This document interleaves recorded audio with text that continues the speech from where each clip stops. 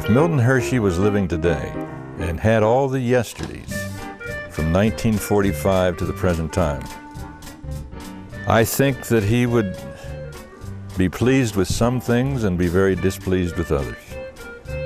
I think he'd be looking for some of the buildings that were tore down. I miss the Cocoa Inn sitting on the corner. It was a gorgeous, gorgeous building. But at least we saved the department store.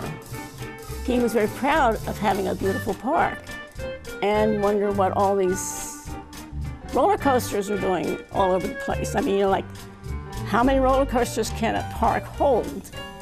He also would have been absolutely vehement about not selling that plant. Milton Hershey was, he really was a restless soul.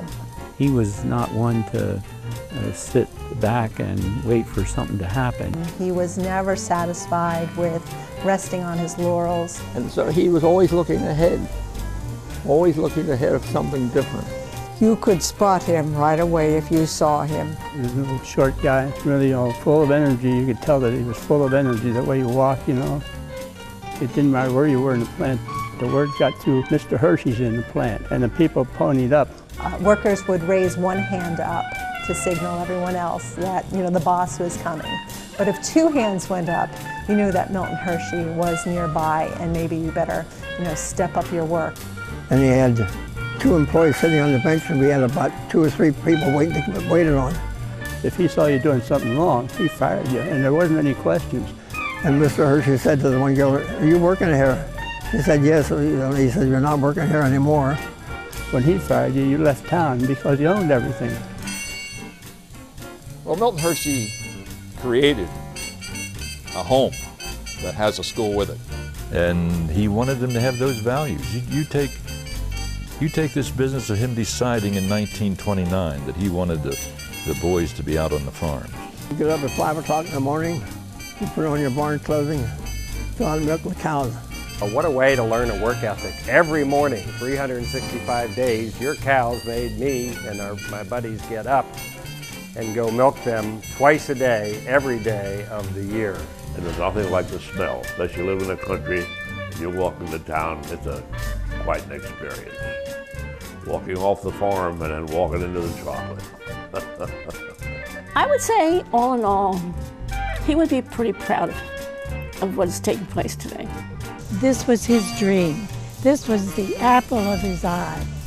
I think if he spun around town today in that big open car that I've seen, I think he'd be bursting with pride, and so would Mrs. Hershey. I think he would look around in amazement and simply say, "Wow."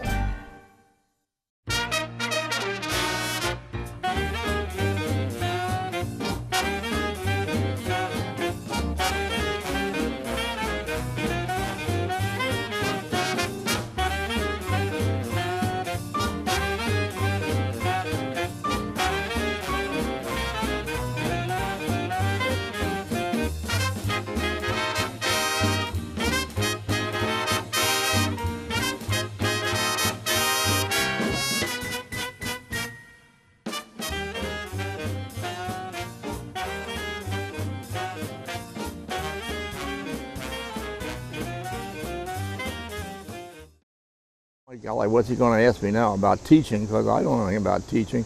And he turned away and didn't say anything. All of a sudden he comes back. He says, "What do you do in the summertime?" He says, "The boys don't have school here in the summertime, and it's over in the end of June." I said, "Well, Mr. Hershey, number one, I'm not a farm boy. I wasn't brought up on a farm." I said my interest was in horticulture, and so that's what I took when I was at Penn State. I took horticulture. So I'm not qualified officially to teach agriculture. And I agreed to go to summer school and get my credits for teaching. He says, "To hell with Penn State." He said, "You stay here and work with the boys on the farm. You'll learn more about farming here than you will up there." Because of Mr. Erdman and Mr. Hershey's foresight, he prevented this from becoming another housing development in Hershey. We celebrate his legacy by our commitment to green space in parks so that that sense of environment of being part of the countryside is still very much a part of Hershey today. The environment he created here, I think, is very much evident today. The opportunities for people of all ages to enjoy life, to pursue their own abilities, whether it be on the athletic fields, in the library, in the schools, the medical community, or the playhouse, the historical society. Everywhere you look, there's beauty and opportunity to excel. And I think he'd be very pleased with what he sees. I said, Mr. Hershey, may I ask you a question? He said, certainly. I said, of all the accomplishments that you've had, what are you proud of the most? Well, he just turned and pointed right over to the chocolate plant. He said, my chocolate plant #1. He said, my town #2. He said, and my orphanage #3. He said, those are the things I am most proud of. And I've never forgotten that. In fact, when they tried to sell the chocolate plant, I wrote a letter to Mr. Valor, who was the head of the Hershey Trust, and I told him exactly what Mr. Hershey said. And you're trying to get rid of his legacy. The rallying of the town started as I had, with the Derail the Sale, there were multiple little pockets of people very concerned trying to figure out how to go about to do whatever they could do to actually discourage the trust from selling the chocolate company. The chocolate company, the Cash Cow, was on the market or proposed in July of 2002, and the story broke, I think, in the Wall Street Journal. There was a lot of buzz around town, like how is that going to change things?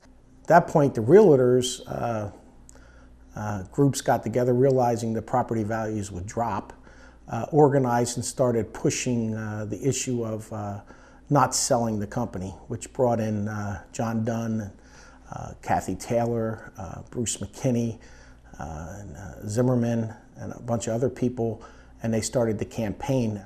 Unbeknownst to us, some of the former CEOs of the entities were also among themselves, they were talking. We all realize that the economic engine and the vitality of the school is heavily dependent upon the Hershey Chocolate Company. We had that, again, that David and Goliath thing going where the national press, the European press, the Japanese were all interviewing all of us up and down the street, just simple citizens, saying, why don't you want someone like Nestle to take over your town? I mean, that was Hershey. And if that goes, if we don't have that plant, we've lost the foundation of the whole thing. That's why we're here. As any acquisition goes, you end up having sort of like what happened with General Motors in Flint, Michigan, where all of a sudden Hershey would become somewhat of a distant memory. I'm thinking of this one rally that we had that was really covered well by the press, and what really got the ball rolling on the Derail the Sale, we had a big banner that said Derail the Sale, was that the former CEOs, never saying a word, just sat there near the gazebo in the center of town. And it was a picture that just went all over the world, and all kinds of foreign press came zooming in like, okay, what is this, a David and Goliath kind of thing? I think as far as the rally of the community, the town, and everybody that got together to stop the sale, I think he'd be proud. I really honestly believe that he would be proud. And to take the fundamental reason why the schools here and the towns here is the workers. And if the workers would have left, so would everything else gone. It would have all been gone. And it would have just been another candy bar on a shelf, you know, rather than one of the greatest achievements in the history of a man.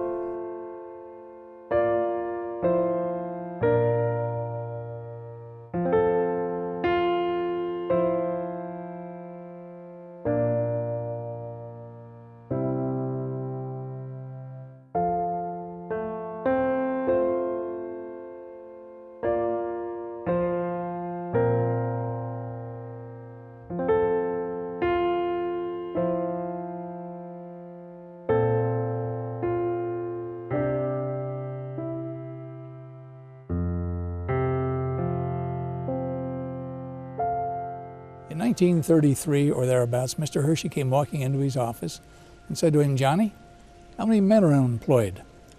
Mr. Zoll answered, "I believe about 600, Mr. Hershey." He said, "You begin to prepare those people because we're going to begin our building program." And he said, "The first one of those will be the hotel on Pat's Hill." So he said, "We're going to be putting those people back to work just as soon as we can." I think Milton really felt that he was his brother's keeper. He had a desire to make life better for people. When everybody else was cutting back, he built the community building. He built the sports arena. He just kept people working. Instead of having them laid off, he gave them jobs, made jobs for them. I think Milton Hershey wasn't a second guesser. I think he would look forward rather than look back on what could have been done, perhaps. I think he would be amazed at the progress that has occurred and wouldn't be critical, in all honesty, from what I understand of him, so much of what happened. He would be more interested in what's going on now and just as interested as to what's going on in the future. He would be at least 10 to 20, maybe 30 years ahead of where we are right now. When he was alive, he made the decisions. It was one man, and he didn't have to go to a committee of maybe 10 or 12 or board of directors.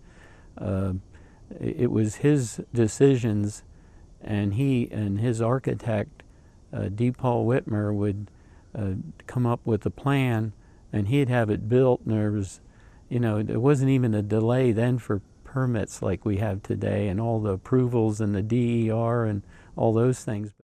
We used to refer to Mr. Hershey, it used to be HIS, his, and all these trucks would be run around his number, and they were all numbered, and we would always refer that they were his. My father was a Pennsylvania state policeman, and in '37 there was a big strike here.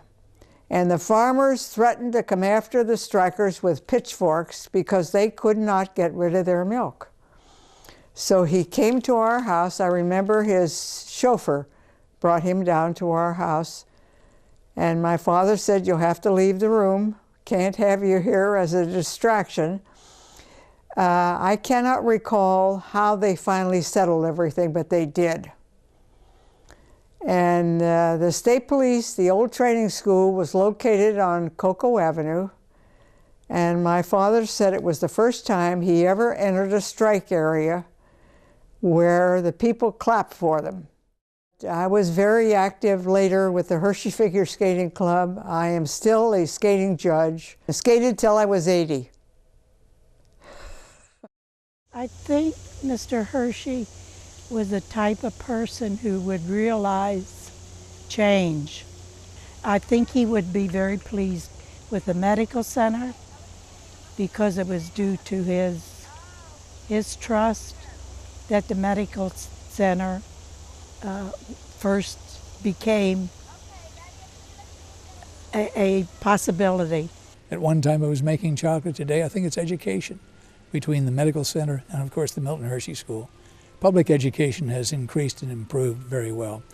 I think the dynamics within the community, with the advent of the people who've come in to be among the faculty of the medical center, certainly has made more demands on the public school systems in terms of intellectual capacity and capability, more things for more students. And it really reflects those two things, the health and wellness of the community, which were important to Milton Hershey, and also that continuing education and nurturing of young people through the medical school of Penn State that's there. There's also a certain amount of peace and tranquility that I think create an environment for learning, and it's very rare, and I think the kids understand that, and it's evidenced by the fact that a lot of people come back to Hershey after they've left. They realize what a wonderful place it is. The thing he wanted, in my opinion, more than anything else, was to teach them to appreciate that others who can't do for themselves will depend on you, just as the cow in the dairy farm depended on the students that went out there. We had 20 boys. 10 boys went to the barn. 10 boys stayed in the house. And the boys at the barn would learn to milk the cows and do other work at the barn to feed them and do all the work that had to be done. Then you come in from milking the cows and eat take off your barn clothing again and put on your house clothing and eat. Then after you're finished eating, you go out and put on your barn clothing again and you go out to clean up the cows' mess and stuff like that. Then come in, we change clothing about 4 or 5 times every morning before we went to school. Everybody said it. Everybody went to Hershey School at that time, milk cows. We never milked cows because we didn't have cows, but we raised pheasants. And so Mr. Hershey was quite interested in that. And he, on a number of occasions, stopped out to visit. You know, he'd come out there. And in fact, I've told the story many times that we heard one time that he was getting a new Chrysler Airflow car, and that it was all done in gold and that there was a water fountain and everything in it. And the first time he came out to our home with that new Chrysler Airflow, we said to the chauffeur, "Where's the water fountain? Where's all the gold?" You know. We got off the streetcar and naturally walking 2 or 3 together, you know, and me and Malcolm Gill were walking together and this gray Chrysler pulled up alongside of us. And the woman was driving, which was Nurse Roop, said, "You boys get in the car." And I said, "No, we're not allowed to get in strangers' cars. We were told that in the school, don't get in strangers' cars." So about the same time I told her that, Milton Hershey was sitting in the back seat and rolled the window down. "You boys get in the car, I'm Milton Hershey." So we got in the car. Milton Hershey School, the discipline was rather strong. I mean, it was instant obedience, or you got your backside walloped while I was there. Don't happen anymore. Then when I went in the Marine Corps, the Marine Corps discipline was nothing compared to what we had at the home in the Milton Hershey School. So it was actually, you might say, I kind of floated through 3 years of the Marine Corps. Didn't really bother me that. Well, Mr. Hershey wanted everyone that went into school to be able to have a trade when they left and be self-supporting. And that was, now I don't know, it's altogether different. I think one of my favorite moments was when the school, the deed of trust was changed, and then we admitted non-white orphan boys. And that was a wonderful experience. And it was a very smooth transition and a good one.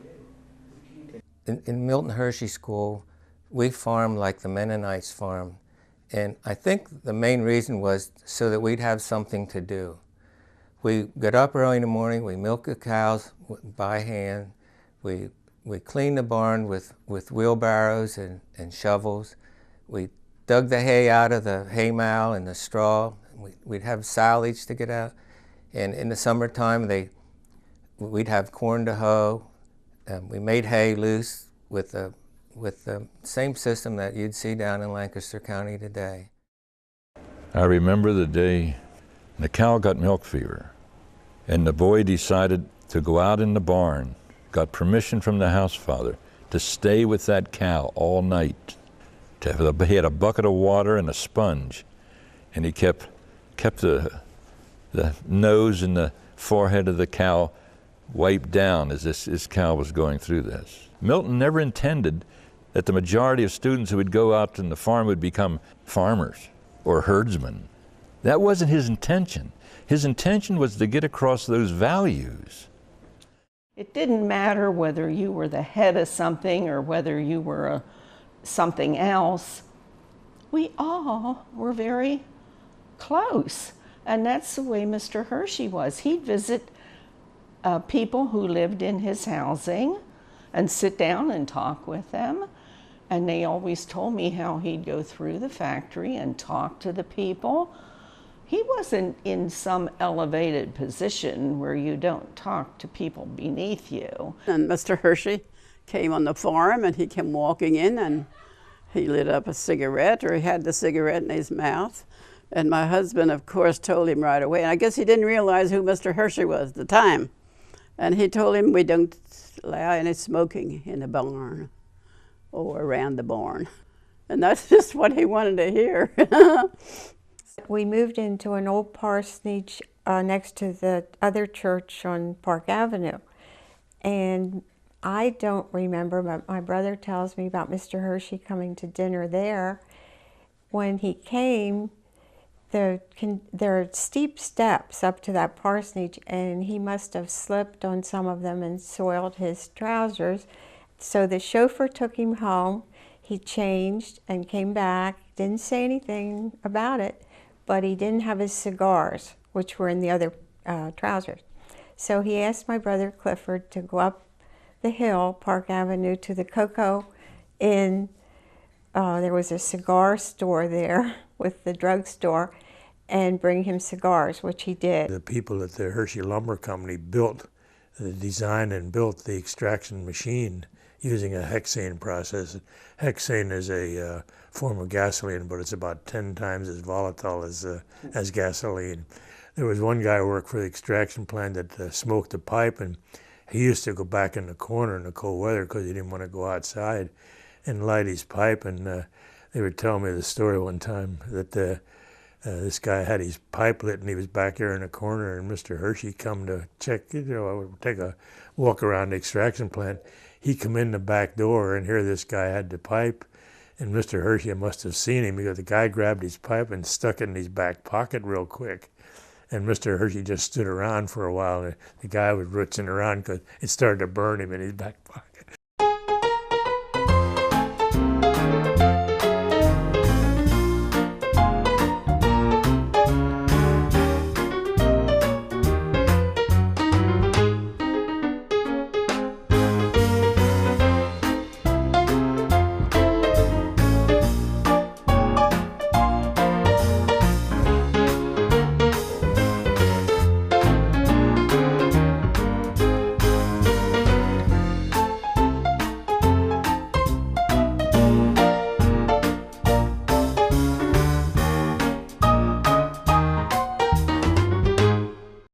I'm sure he would still be very pleased with the Hotel Hershey.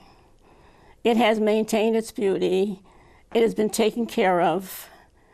And I think he would be especially proud to see what we used to call senior high, which is now called Catherine Hall, how it's been restored and how beautiful it looks. It's almost prettier than it was then.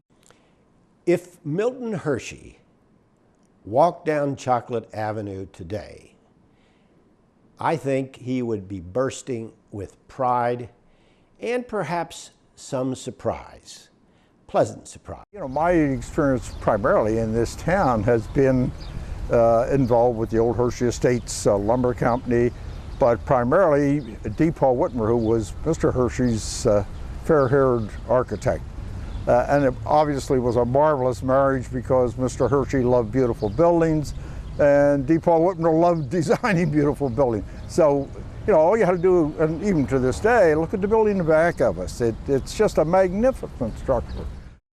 We're German, white German, Pennsylvania Dutch people. This is who we are in this town. And then Milton Hershey, to build the town, brought over the Italian Masons.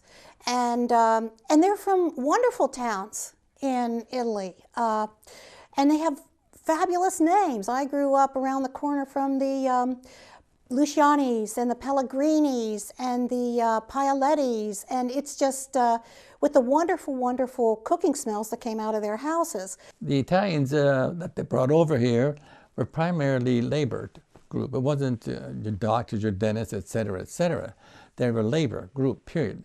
And they were good, the Italians were good at mining. They did a lot.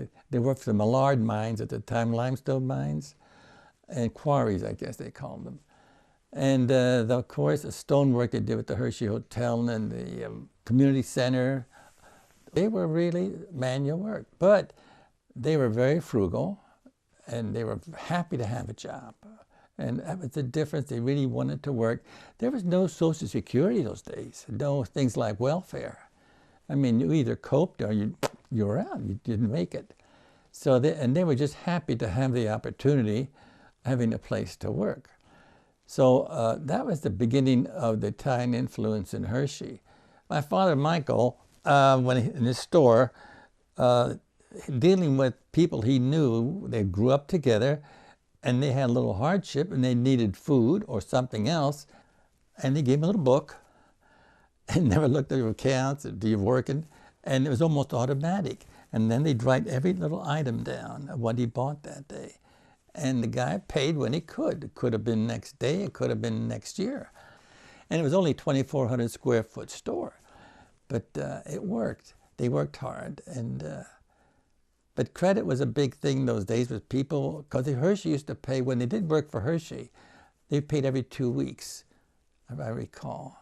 And a nice sized check then was around $30 for 2 weeks. I can recall those figures. And if you saw a $50 bill, you took a picture of it because it was different. When you get into the 30s, when he kept so many people working, this town just sort of exploded with the hotel and the arena and just the expansion. And we were always so impressed because our houses were just like regular houses down on Cocoa or whatever, and their houses always had these wonderful stone barbecues in the back. The best thing my dad ever did would come to Hershey. I mean, it was like a paradise compared to those mountains of rocks and a couple goats. It's been dramatic when you stop and think about what's happened in this part of Dauphin County, in this part of south central Pennsylvania. I think he'd be very proud. And now you look at Hershey, and it's changed dramatically. I mean, big time dramatically. Growing up as kids, we had dirt roads and things like that. But we empty lots, we played baseball just like that. Instead, now it's all organized. It was different. What I always find really remarkable about Milton Hershey, living in Hershey today and working here, is the fact that he's been dead for over 60 years, and people still talk about him. He was a futurist. He was way ahead of his time. He was able to look ahead, as we all are the beneficiaries of that now. So I don't think he'd be looking back and making critical statements. I think he'd be saying, what's going to happen next? I'm excited about what's happening now.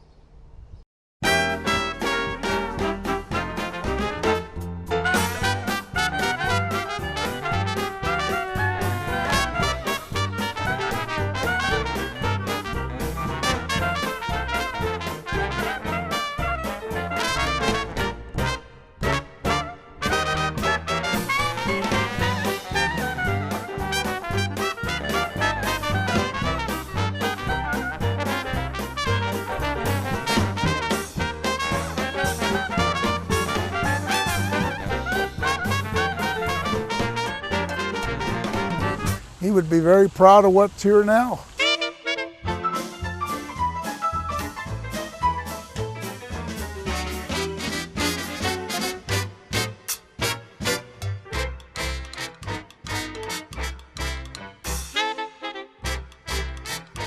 Well, I remember the Hershey Ballroom. I really enjoyed it, and I wish it was still there. We really enjoyed it. It was right next to what used to be a pool, a Hershey pool. And when we were dancing and they had intermission, we would walk out and look at the people. There were still some in swimming in the evening like that. And we would watch the people, then go in when the orchestra started, we'd start dancing again, go back in. But we really loved that ballroom, and we really loved the pool next to it.